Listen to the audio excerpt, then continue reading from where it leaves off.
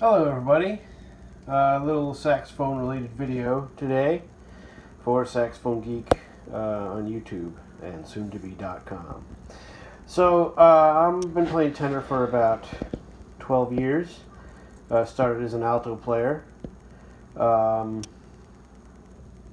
Played metal mouthpieces on tenor for a long time, auto links, and then I bought a Soloist blank. And I was always worried about sounding too much like Joe Henderson on a Soloist, but I listen to so much Joe Henderson, I'm going to sound too much like Joe Henderson anyway. So there you go.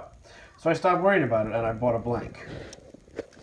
This is the one. So I bought this mouthpiece when it was pretty unplayed. It was a D, letter D, which is a medium small opening. It didn't play very well, and I bought it specifically to have it opened up. I didn't really buy it to play it as a D. But I got a good deal on it. You know, when you're buying mouthpieces to have them refaced, it's good not to pay top dollar for them because you don't know how they're really going to come out when you have them refaced. When I bought it, it looked a lot like this one. Shiny and pretty much unplayed. And now, as you can see,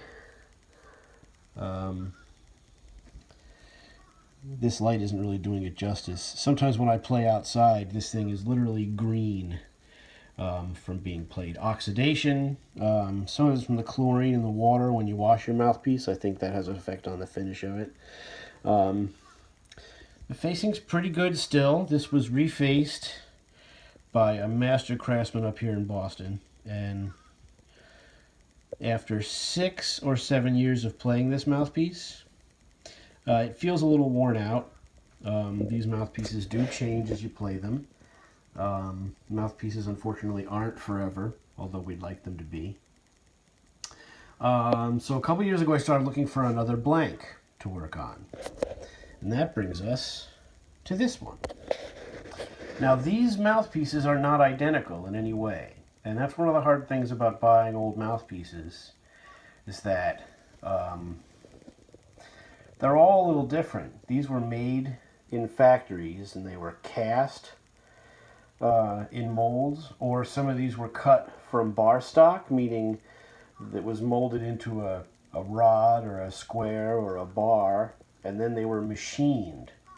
Some mouthpieces were molded, meaning the liquid rubber was shot into a mold, and then they were finished after that. Again, this is machine shop work. And they would have had templates and they would have done different things, but one of the things that I would say is that this mouthpiece here, the one that I just finished, got back from refacing, is a little earlier than this one here that I've been playing for a while. Now, what does he mean? Well, the story is that when Selmer started making these mouthpieces, they were really only making 10,000 horns a year. If this mouthpiece is as early as I think it is, this would have come out with an early super balanced action or a really early Mark 6. And they were doing some extra finish work to these mouthpieces, and I'm going to see if I can show you on video. If we look into the chamber, you can see down by where the chamber ends the scratching marks. I don't know if you can see those scratches, but that's finish work.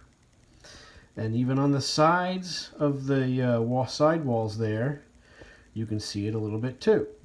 If we turn the mouthpiece around and look into the horseshoe chamber, we can see that on the bottom of your video, which actually is the top of the mouthpiece, they've done some finish work to make the chamber go higher up into the mouthpiece. And if we look at my other one, which is a little bit later, you could see how much smaller the horseshoe is. And I think that's not because of the mold, I think it's because they did less finish work. By the time this mouthpiece was made, they were putting out more horns, and they needed to do more finish work. Less finish work, rather, to get more mouthpieces out the door. So I think this one is a little earlier, by how much finish work they did inside the mouthpiece. But that's not the only difference. If we look carefully at the blank itself, the mouthpiece itself, there are some visible differences. Where are my hands? Okay. So if we look at it this way, we can see that the location of this part, the shape of how this is rounded, the depth of this groove here is all a little different on both mouthpieces.